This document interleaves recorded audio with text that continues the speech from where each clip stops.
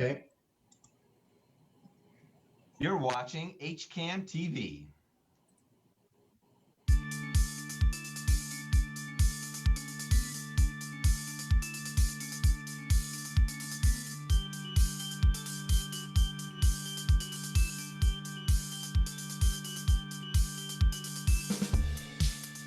Hello, everybody, and welcome into the Hopkinton Hangout Hour on this nice Monday afternoon.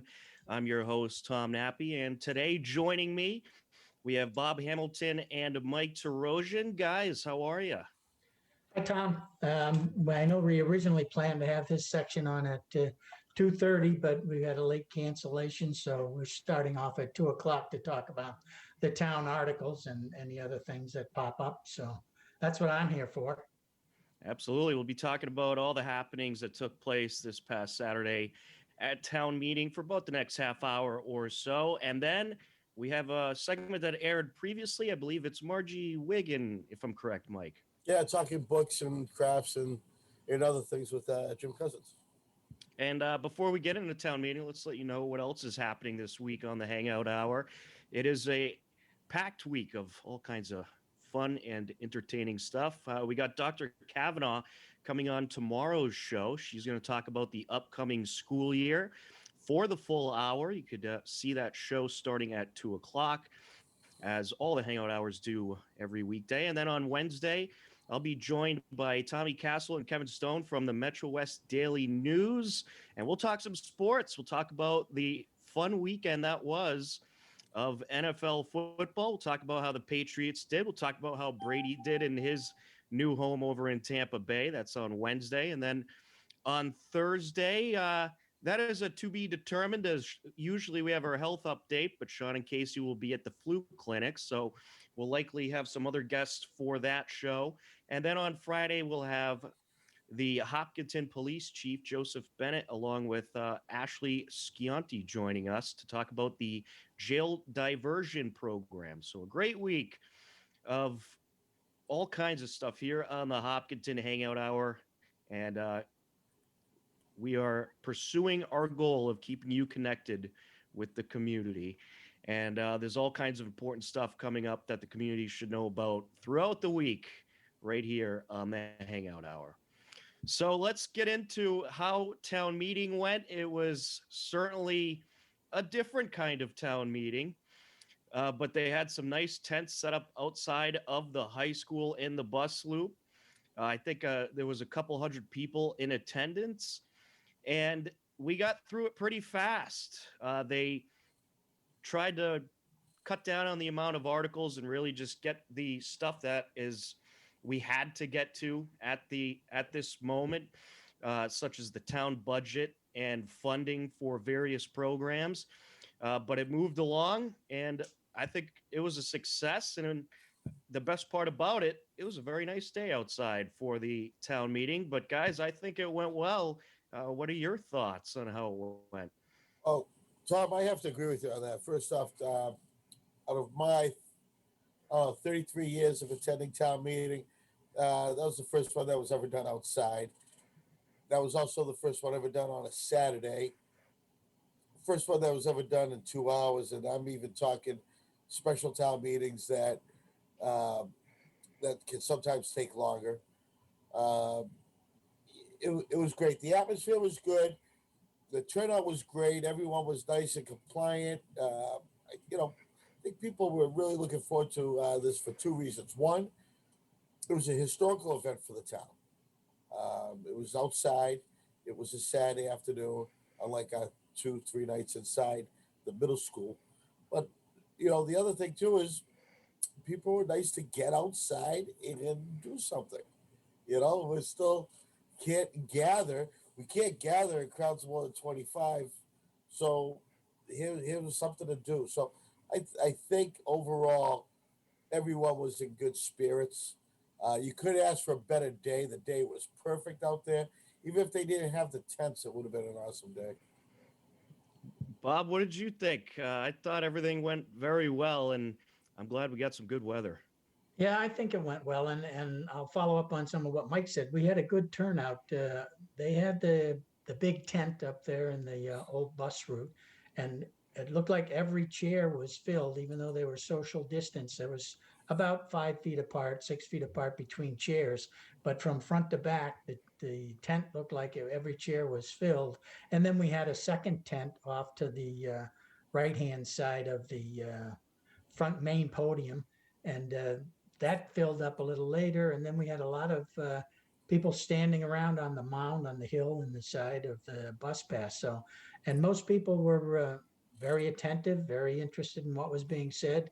Anytime the moderators got too soft or too quiet or a microphone didn't work, they were quick to point out the fact that they couldn't hear. So they were interested in what they were getting. So they weren't there just there to fill up seats. They were there to take an active part in the town meeting. And I think they had a good opportunity to do that, even though many of the articles were put forward with take no action. They were still there to express their opinions, and several did. So I think all in all, it was a great town meeting. I would prefer to have them inside myself, even though Mike likes them outside. It was a nice day. Well, I and liked I'm it for the grateful day. that. I liked it for the day. Yes. Yeah, except he was inside the school most of the time behind the equipment. So I was out in the tent underneath the cameras. But So you were doing all the hard work. yeah, yeah, all the important stuff, broadcasting those videos right to the And- town of Hopkinton. That was until he got tired and I had to go out there. Yeah, with the last 30 seconds of the show.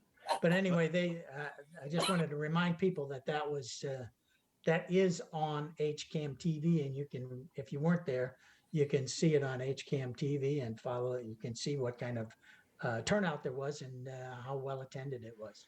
And we'll certainly get to the articles in just a moment. But just to give everybody a feel for how town meeting was, especially for the people that could not make it or that had not had the chance to view it, here's a look of the one of my favorite parts of it, the scouts coming out and presenting the colors. Let's take a look at that, and you can kind of get a feel for how town meeting looked this past Saturday.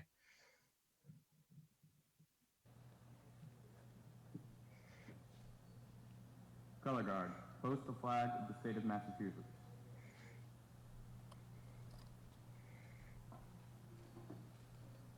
Color Guard, honor your colors. 2. Color Guard, return to ranks.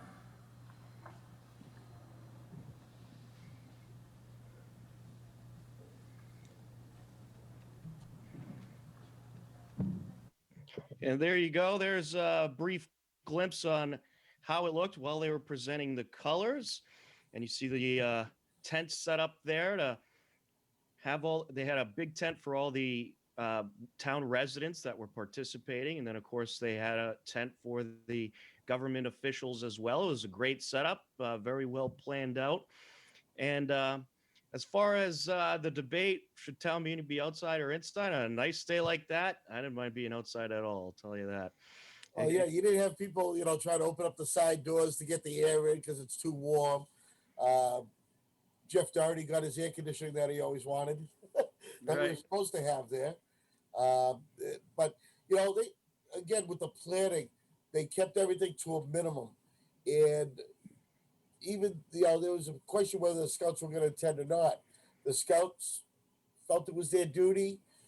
The town wanted the tradition to stay alive by doing that, and I'm glad they did. Well, they did a nice job and they got the things done that certainly needed to be done. So let's get into it and talk about what some of the articles were. And you can find everything on our website, hcam.tv. You can find a summary of the entire town meeting, and I'll pull that up right now just to give you a glimpse. But to start off the town meeting, there was a motion to move Articles 19 and 20 to the beginning of the warrant, as there was a lot of people interested about those articles that came there specifically for those. So there was a motion to move those up to start the town meeting, and that was voted through. So that is what they did.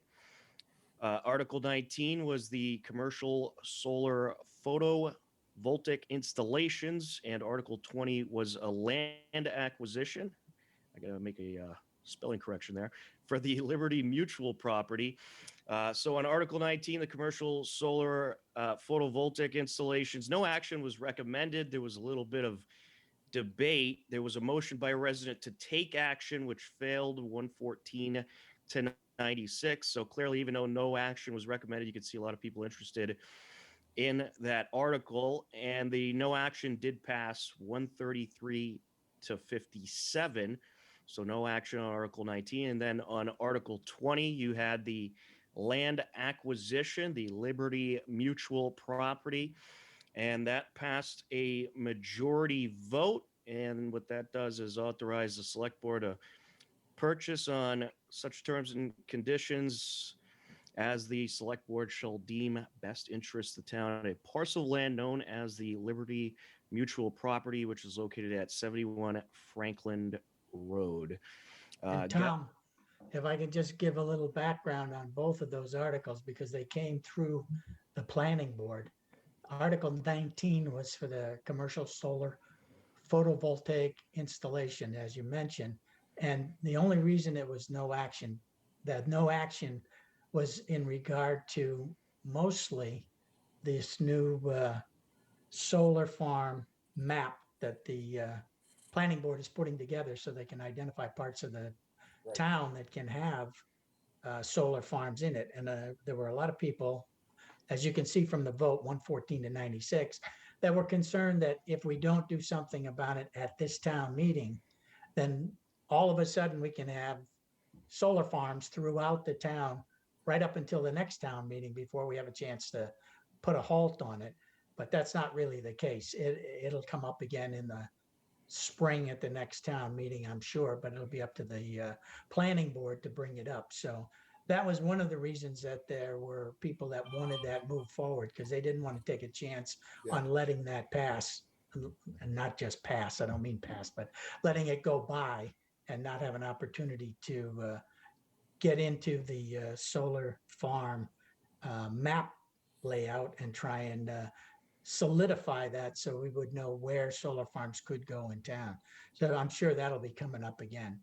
And the land acquisition in Article 20, they pushed that forward because they wanted to try and get that nailed down so that, or at least get started on the negotiation. It wasn't purchasing anything, but it's just authorizing the select board in the town to enter into some types of negotiation to find out whether it's reasonable to try and purchase that land and maintain it for the town, either as trails, parks, whatever they're going to use it for.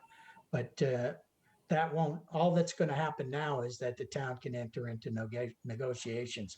Hopefully it won't be sold off to somebody else until the next meeting, but I'm sure that'll come up again.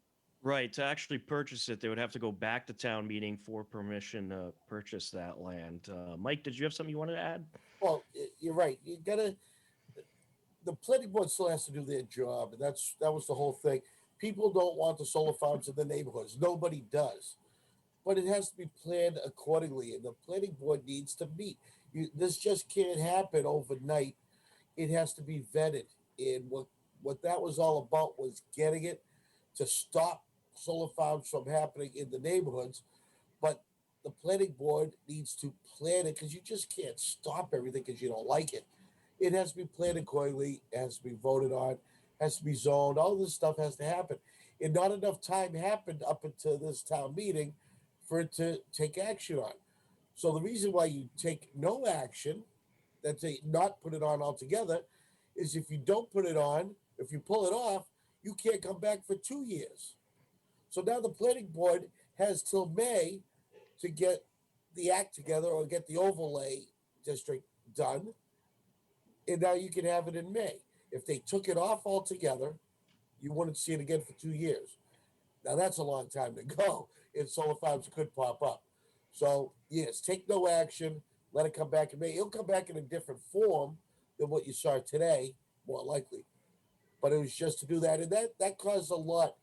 If that was clearly understood, I think we could have been done with town meeting in an hour, because that did take most of the time. And I'm glad they got that out of the way, because after that, everything seemed to move smoothly.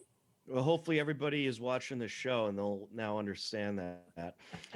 But I think that, yeah, to your point, I mean, that's one of the things they really wanted to do this town meeting is get the important stuff done, get the stuff done that you absolutely need to take care of the town and to fund everything.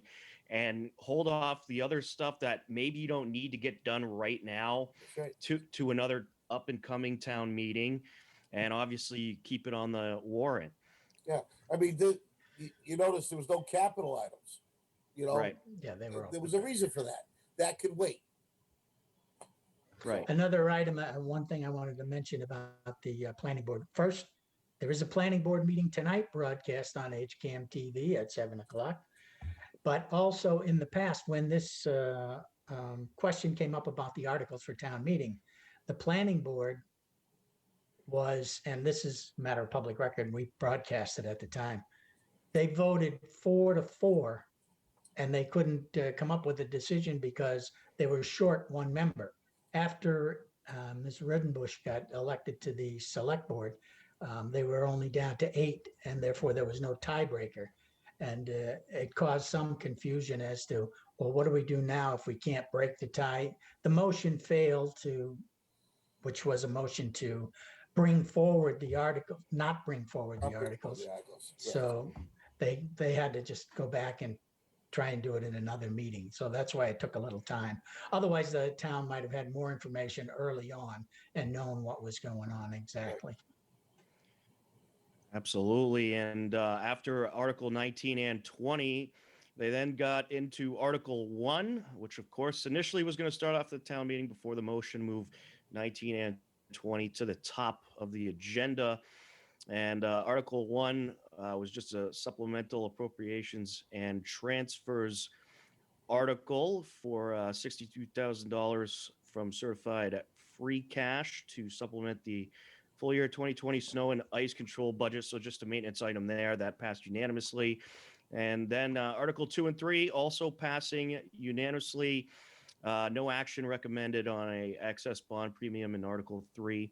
Article 4, that was personal property bylaw, which ended up passing unanimously, and you can certainly read all about that at our website, hcam.tv, on our summary of the 2020 sound meeting. And then Article 5 was set the salary of the town clerk. That passed unanimously. And then Article 6 was the big one, the fiscal 2021 operating budget for the town. And as you can see, it passed nearly unanimously. Let's take a look at a clip talking about the 2021 town budget. I'll just pull that up very quickly. And usually there's a whole lot of debate around the budget. There was a little debate this year, but it wasn't too bad. And they kept the descriptions pretty short and sweet when talking about the budget. Obviously, time was a factor here. The less amount of time you have people gathered, the better it is for everybody. So here's a look at the budget talk. The Appropriation Committee is pleased to present the 2021 budget. In preparation for today's session, the Appropriation Committee, with support from town staff, have included in this year's town meeting packet our comprehensive 63-page report on budget and financial articles. The specific Appropriation Committee dollar recommendations are in the report on pages 41 to 53, shown in the right-hand column labeled fiscal year 2020. Fiscal Year 21 Appropriation Committee. This morning I will be speaking from the shorter 6-page summary also supplied with the packet. You can follow along using this handout. So basically on page 1 is the fiscal year 2021 budget process. As with so many aspects of our lives during the COVID-19 emergency, the town budget process during this cycle has been challenging and required a flexible approach. All right, so you can see we had a little audio difficulty. We'll broadcast at a town meeting, but that was some talk about how the budget process worked, and you can see the full town meeting at our YouTube page, youtube.com/hcamtv. But another clip I want to get into is the school budget, because this is something that is talked about a lot as it's mixed in with that town budget article. And Dr. Kavanaugh kept the school budget talk pretty short and sweet. And obviously there was cutbacks where they could. And obviously there was increases for things that maybe they need for remote learning. So here's a look at the school budget discussion with Dr. Kavanaugh at the 2020 annual town meeting. I'm Carol Kavanaugh, Superintendent of the Hopkinton Public Schools. I am humbled, proud, and grateful to serve as your superintendent and to stand before you this morning. With me this morning is Mrs. Susan Robinick, the Director of Finance and Operations for the Hopkinton Public Schools. Typically, when we make our budget presentation at annual town meeting, we share with you information about per pupil expenditures, various accolades, test metrics, and other hallmarks of the Hopkinton Public Schools. This morning, for the sake of expedience, we will eliminate those and really just get down to the numbers for you.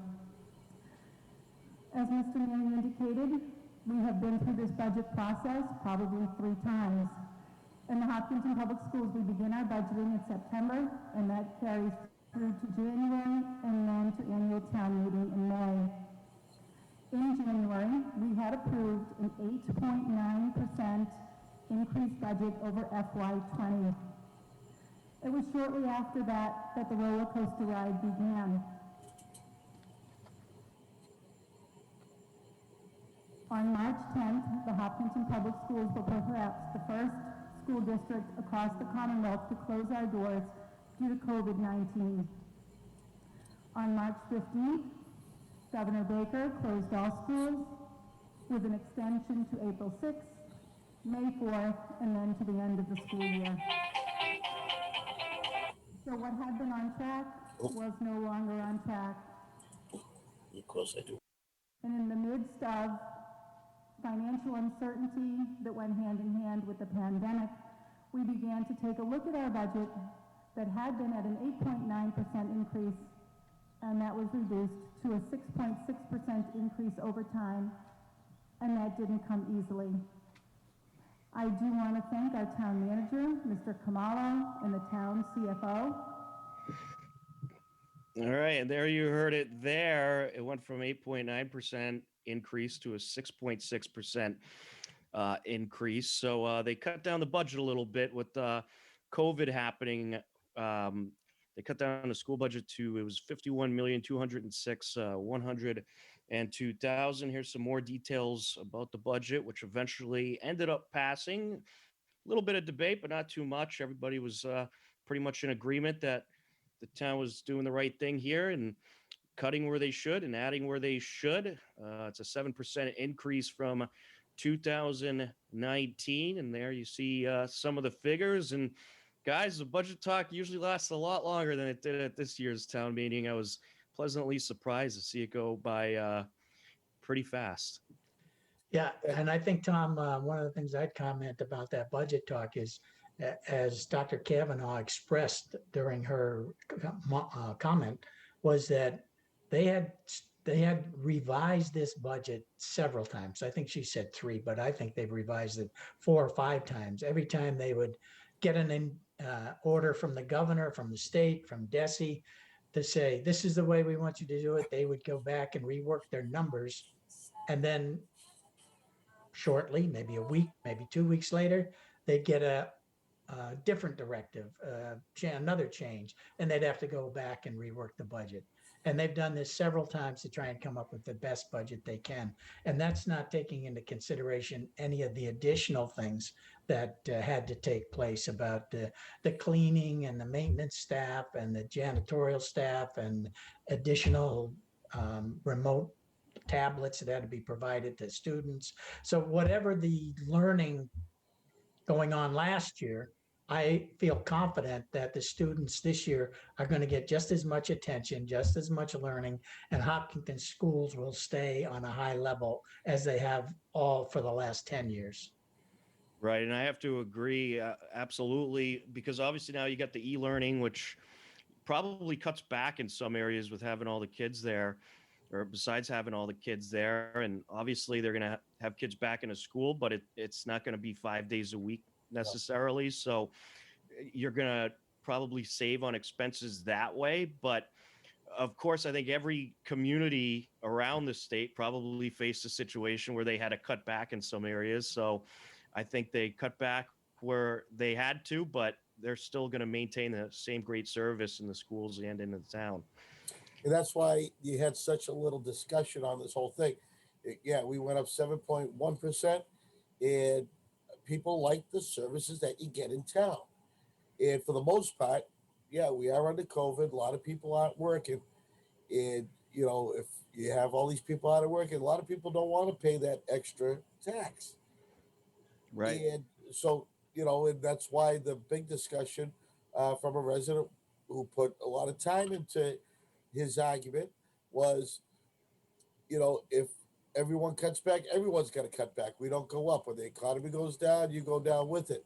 So what they're saying is, yeah, cut back some of those teachers anyways, cut back some of those firefighters and police anyways. But I think because there was no other discussion and there was only one no vote, if I remember, if I heard correctly, I only heard one no vote. And but basically, everyone likes the services they're getting now, and they want it to stay the same. And they understand contractual, they understand growth, they understand all this, and they said, yeah, let's keep going with it. And I think, Mike, one of the things that you have to take into consideration, if you want to compare the budget to a business, a corporation, the way people are being laid off, the problem is we can't lay off students. The Yeah. students are still coming no matter what. You got to have a place to put them. You have to provide an education for them. And I think everybody in this town recognizes that providing an education for a student is the best thing you can do for them to give them a good start on life. And you can't lay off residents, so you still have to provide water and sewer for them and take their trash out. Right. And so they ended up passing the budget with really not a whole lot of debate. And I think everybody, for the most part, was in agreement that they needed, obviously, to fund the schools, fund the town. And they were doing it to the best of their ability with the current COVID-19 crisis. And I think Dr. Kavanaugh on the school committee certainly did a great job cutting down the budget a little bit and trying to nitpick areas where they could Yeah. maybe take a little bit of funding out of. One of the things in over the years that Bob will know, because he's been to a few of these town meetings, when they switched from separate budgets for the school, the highway, whatever, everything was separate. And it was longer presentations all the time, but there was also a lot of discussion because then you could say, all right, school, yours is this, and you just explained all that. Why? Highway, why do you need those nice street brooms? Can't you go to Spags and get these cheaper ones? Those were the kind of discussions that were happening, and it would take a long time to get through everyone's budget. Then they came up with all right, everyone, let's have a group hug, one town, one problem, and they put the budget together, and that's why it is overwhelming for us. I mean, I look at the figures, and I'm there like, I don't understand how to break it apart, but the smaller budgets were easy to understand. You pile it all into one, I don't know. Right. Well, believe it or not, we are quickly running out of time on this segment, but I do want to get to one last thing, and that was Article 12, the CPC recommendations. We'll just give everybody a glimpse of the CPC recommendations. And this ended up passing. There was a little bit of debate. There was one article that was filtered out for debate. That was Article H, the open space for the construction of a Chamberlain to Center Trail segment. But that ended up passing as well. So all of this passed from the CPC recommendations. It passed a standing vote, 156 to 11. It required a 2/3 majority. So there's a look at it there. 20,000 for preservation of town records, 3,800 for preservation for a historical property survey, 400,000 for improvements to the exterior of the Hopkinton Center for the Arts, 25,000 reserved for passive active recreation for the constructions of Aikens Park Trail. And then E, funds reserved for open space for a purchase of land to continue the Upper Charles Trail And then you had F, passive active recreation for construction of a campus trail connector. And then item G was 20,000 for Hughes Trail Phase 2, and item H, 75,000 for construction of a Chamberlain to Center Trail segment. And then you had item I, undesigned funds for drainage study for a skate park located at 113 Hayden Row, 75,000 for that. Yeah, skate parks coming back. I tell you, if anything, this town is not known for, other than schools and the Boston Marathon, it is our trails and open space. And it's lovely seeing how that all this open space now is the money's coming to actually open these up, give you little parking spots, give you some nice trails, some bridges and everything. Putting the money into it is showing the town's commitment. I mean, it's going to be incredible, and I can't wait. I don't know if it's going to be 5-10 years. We're going to, you're talking about not only connecting all our trails in town, but you're also talking about connecting Holliston, Ashland, and Milford all together. How cool is that? That is pretty cool. I know But Bob likes the trails. You're out there too, right, Bob? Yeah, the trails are fine. I have no problem with that. I guess we're going to carry this on though. Yeah, So, we're gonna go. yeah, We're we're almost over at 12. time, so I guess Well, we'll keep carrying the segment on.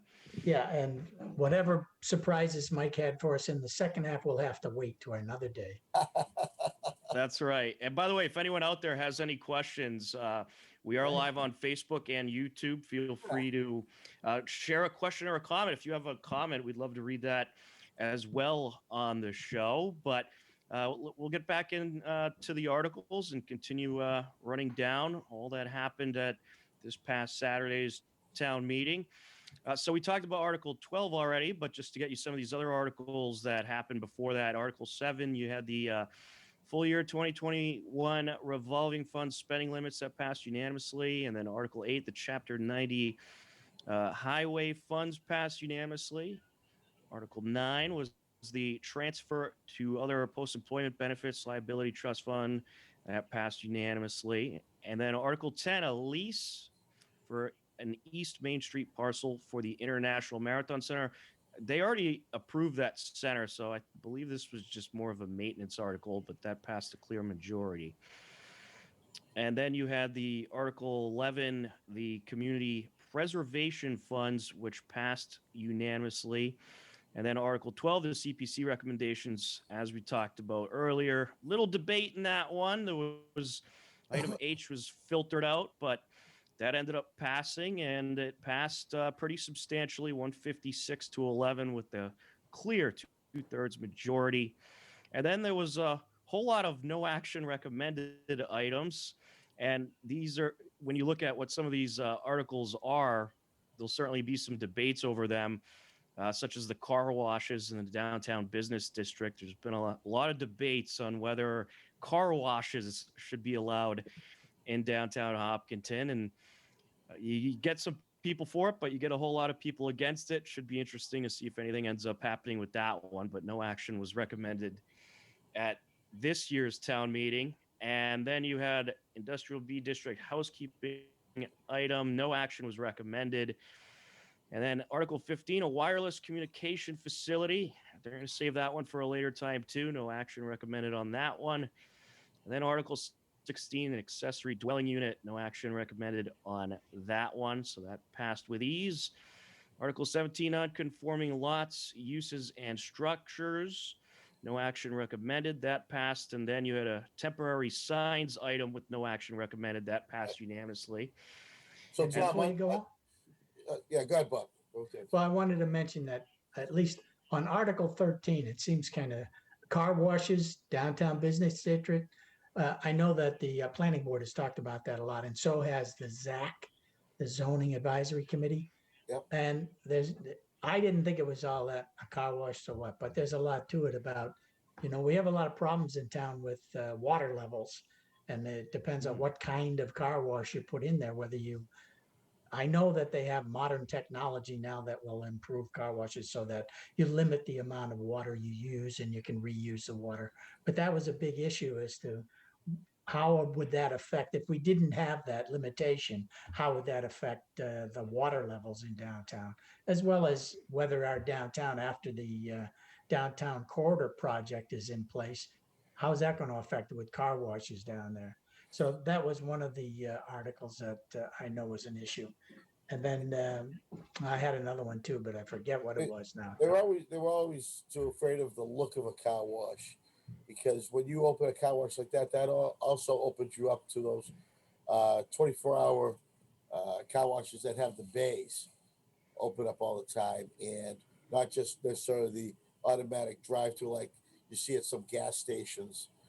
But again, all these no action, these are things that were put on there so they can stay on there for up in May, and it will give the town more time to talk about wireless communication facilities. You know, basically, I could put one up in my backyard if I wasn't so close to the one that's up here now. But they're trying to plan, like they're supposed to plan for the town's future, what it's going to look like. Do we want a bunch of towers, or do we just want put them where places where no one's going to see them? One of the other articles there, Article 16, which is the accessory dwelling unit. Yep. Yeah, that had a lot of debate about.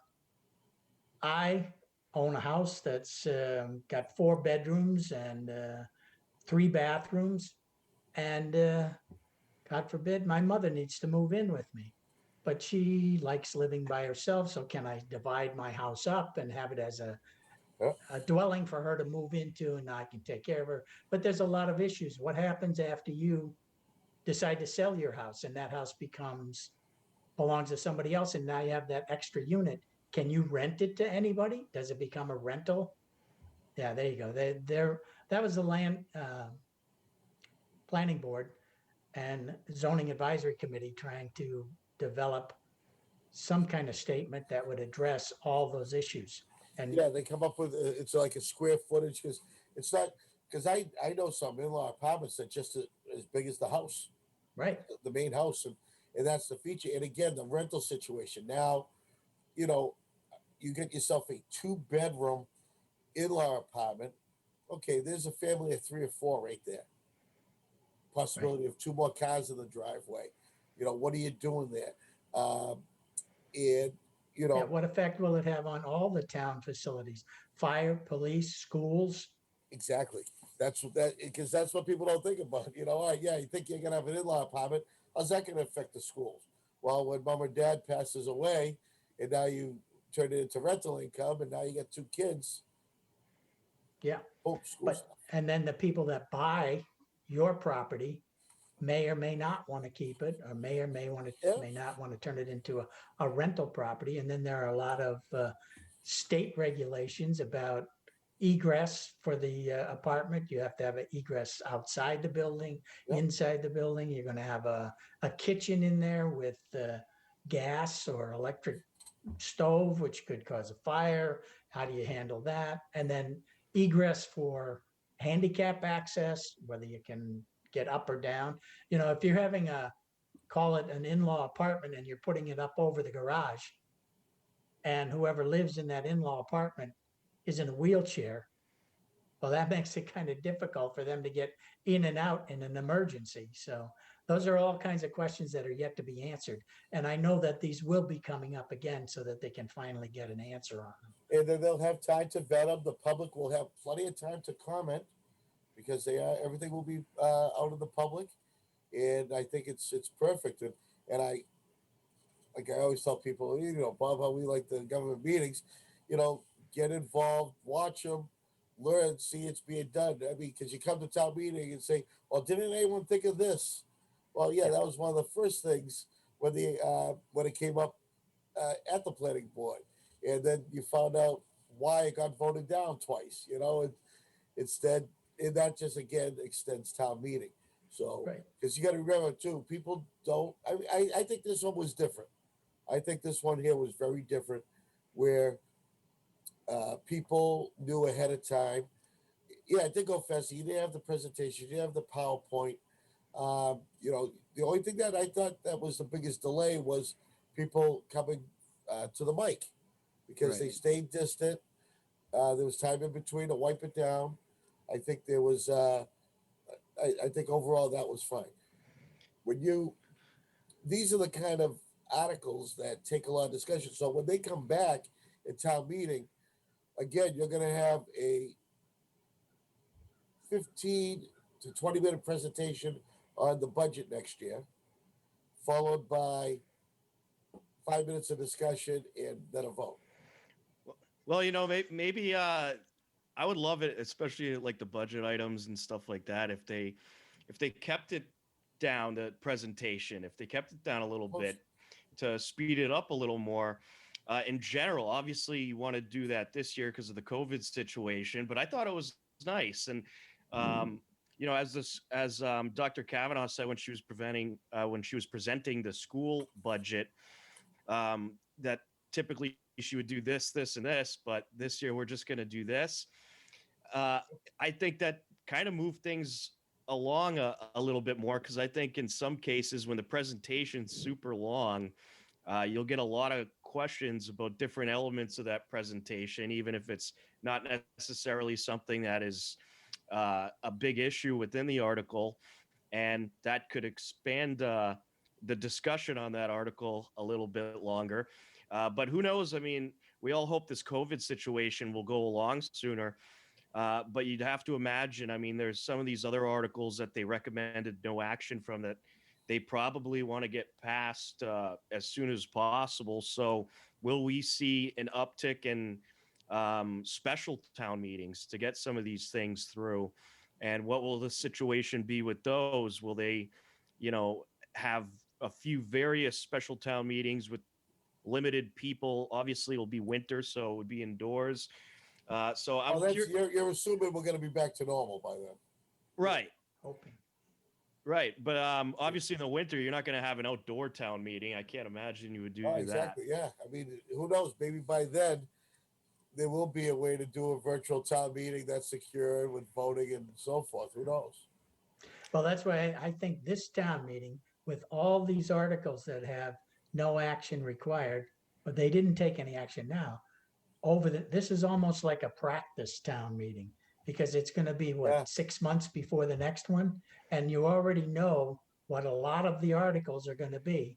So between now and when the next town meeting comes, if you're interested in one of those articles, seeing it yay or nay, the way to get that information out is to go to the government meetings yourself and monitor them on TV or YouTube or Facebook so you can see who's talking about what and how they're going. That way you have an idea of which ones you want to pursue and which ones you feel comfortable are going the way you want. And what's nice is you don't have to go to all the meetings. You go to the hopkinma.gov website, and at the bottom there's the meeting schedule. You click on it, open up the agenda, and you're going to see whether they're going to be talking about it or not. Because if you don't see it on the agenda, they can't talk about it. So, Right. You'll know, and that's a way not to waste your time. And those things are there. Was it a minimum of 3 days before the meeting? It has to be posted, typically, yeah. right? I think, yeah, it's at least a couple days before the meeting. It has to Yep. be posted. And the one so- that I love the most, and I still has the best communications through their agenda items, is the conservation committee, because there's so many applicants that go there to get their plans approved and so forth. Up until meeting time, they will cross off the people that canceled. So if you say, hey, conservation, I'm going to head over. Oh, let me just make sure. You can check before you leave the house. And up to an hour before the meeting, they will edit their agenda and they will cross out what has been taken off. So you don't have to waste your time going there.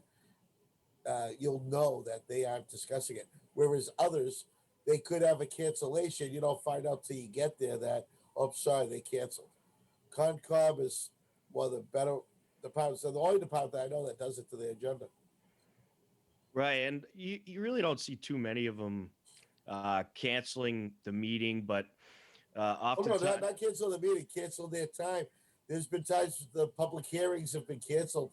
Bob will tell you there's plenty of times that the applicant will ask for an extension because they're not ready or something came up, and or the lawyer will show up and say, "Yeah, we're not ready." Concom, they cross it off.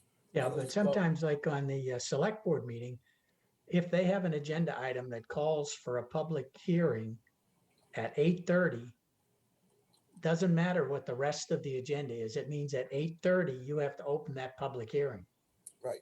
That's it. I mean, you could be done with all your business by 7 o'clock, but you have to wait an hour and a half to 8:30 to open that up. Right. Oh How no, many- that's a public hearing. I'm just saying discussion about something. Right. I'm curious, how many times have you run into that, Bob, covering the meetings? Oh, More wow. than I like because I'm the one that's filming it and I have to wait and wait and wait. But they do their best, and that's all you can expect. One of the things that I like too is when they're ahead of schedule and they can't do the public hearing earlier, so they will take the stuff after and do it before. So Right. sometimes that makes it a little nicer. Absolutely. That's Absolutely. one way to do it. And there's a whole lot of government meetings this week. You got the planning board tonight at 7:30, which of course you can see on HCAM. And then tomorrow, looks like you got, You got school committee tonight too at 7. That'll be on Ed, HCAM Ed. Ed. all right. School committee should be announcing or voting on some kind of agreement with the teachers union so that they can start school on Wednesday, we hope. And then on Tuesday, there's also a number of meetings as well. No school on Tuesday. No, but there's a select board and there's a Concom meeting on Tuesday. Bob and I will be at those too. All right. So you could catch all those important meetings right here on HCAM. It should be a very interesting school committee meeting. We certainly hope that they're able to work everything out and get school going. But we'll certainly have to wait and see. But to what you guys were talking about, yeah, I think obviously they only passed the articles or only discussed the articles that really were needed to run the town and maintain the town. But you got a glimpse of some articles that will be coming up at the next meeting, and there'll certainly be some controversial topics. So hopefully we'll be all normal soon, but who knows what's going to happen and how they're going to do this. But I'd imagine at some point there'll probably be special meetings announced as well. There was one other article, Tom, that Article 21, I think you were getting to, was Legacy Farms North Road. That was an important one that most everyone involved felt needed to be passed because that had an effect on whether the school buses could actually get up the road or down the road to collect the students. Up until the time it's accepted by the town, it's my understanding that the bus companies won't travel on roads that are not accepted by the town because that puts them in jeopardy with their insurance company should anything happen. But this one has been hanging around for a long time, I think. And well, at least it's been a very outspoken group that wanted this passed so that they could get their children off to school in a safe and manageable way. They've been trying to stack up the traffic on that Legacy North Farm Road before school closed in March or April.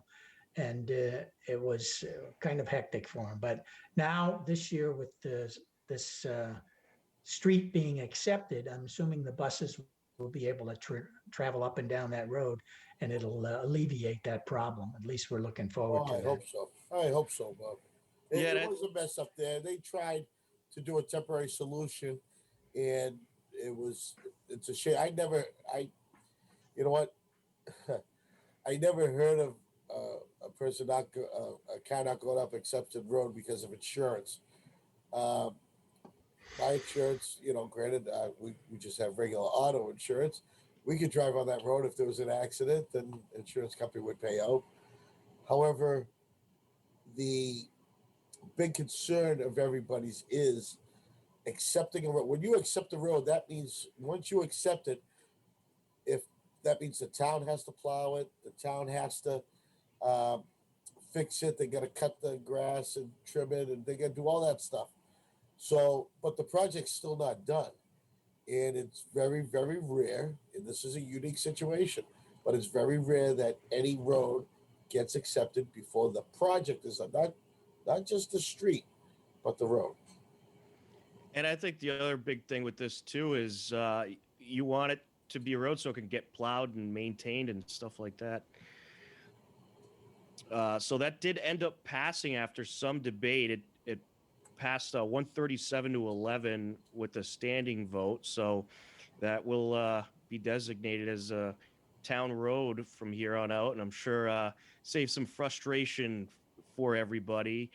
And I'm sure there's a lot of people that are happy about that they can now use that road and the buses will come there and stuff like that.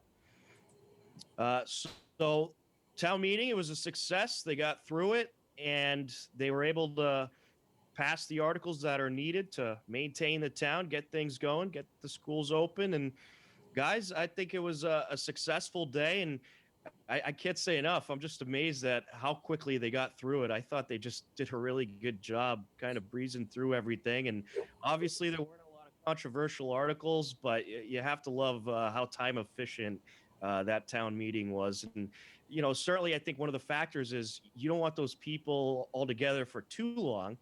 You know, you'd rather get through it quicker and not have those people. And obviously they were spaced out. All the chairs were spaced out nice, but Right. The sooner the better.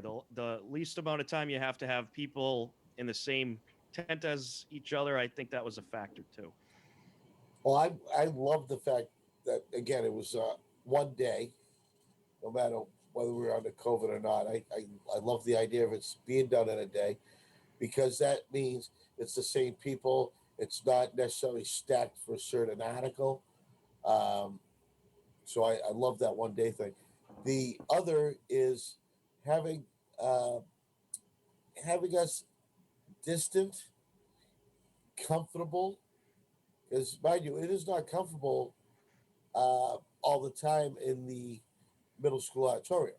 Yes, the seats are great, but you're also on top of one another, and there's no air conditioning.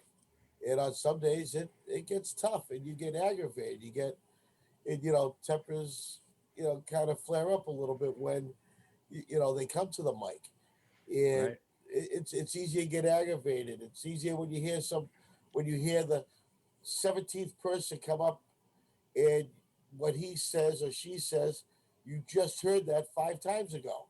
It's like, really? What? I mean, granted, why just you can say, hey, I'm Mike Trojan, 1 Colonial Ave, and I don't support this. Boom, and walk away. Be done. And I'd rather count 5 or 10 people that don't support it than hear them all say the same thing and why they don't support it.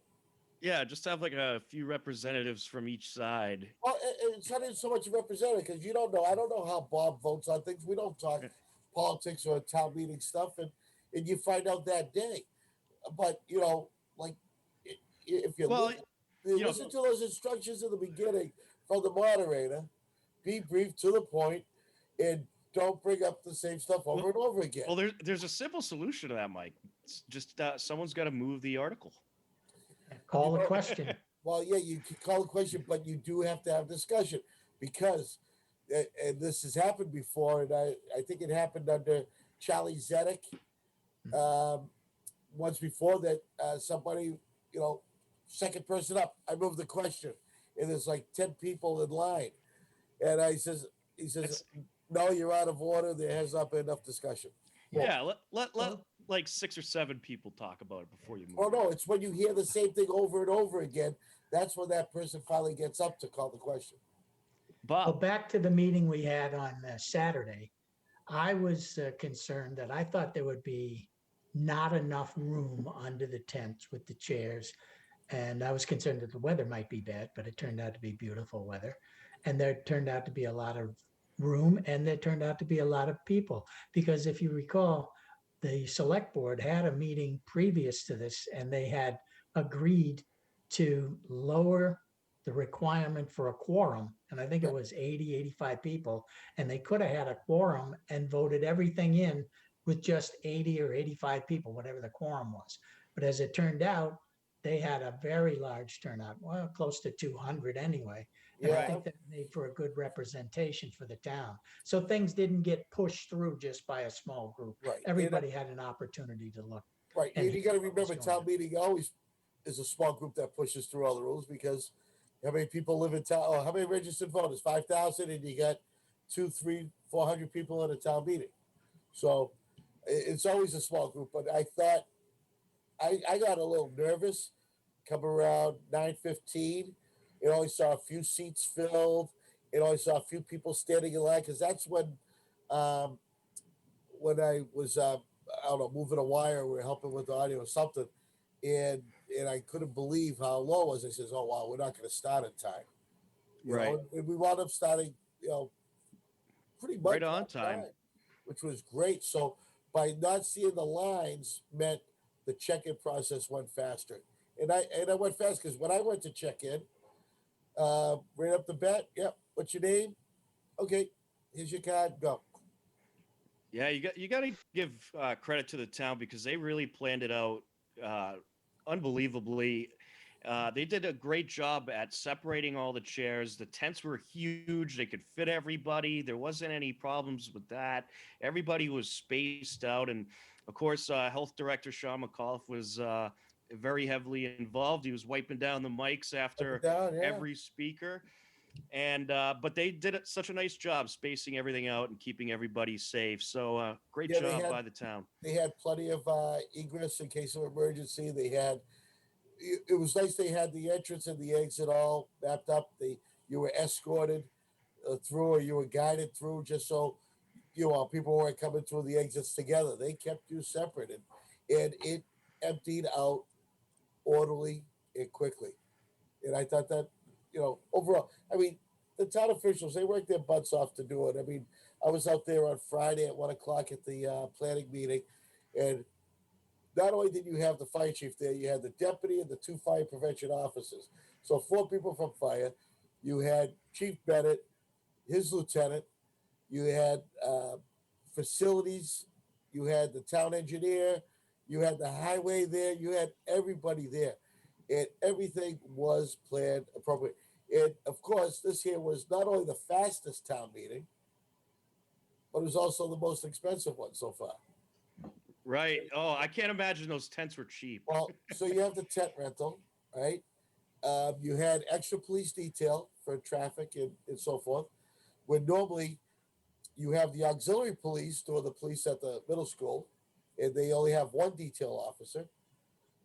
And then you have all the directors are there anyways because all department heads, their salary, they have to be there in case a question comes up. But then you pay for 1 janitor and the custodian, for the to keep the school open. And that's it. But they also had the custodial staff on because they kept the school up there too. So this was an expensive town meeting for 2 hours. It certainly was, but it was a success. They got through what they needed to do, and it was a beautiful day. So I don't think you could ask for anything more. But I think the day is what made, even if it went 3 hours, Tom, I think it was what a beautiful day to be outside. it certainly was. But we're just about out of time. So before we close things out, I do want to mention again, Dr. Kavanaugh will be on the show tomorrow for the full hour talking about the 2020-2021 school year. So certainly tune into that. And then on Wednesday, I'll have Tommy Castle and Kevin Stone join me from the Metro West Daily News, and we'll talk some sports. We'll talk some high school sports as well as some pro sports, such as what happened with Cam Newton and the Patriots yesterday. And we'll talk some Brady, what happened with them against the Saints. It should be some great shows coming up this week. The Hopkinton Hangout Hour every weekday at 2 p.m. For Bob Hamilton, Mike Terosian, and the rest of us at HCAM, I'm Tom Nappy. Thanks for tuning in. Take care. Enjoy the rest of your day. We'll talk to you again soon. Goodbye, everybody.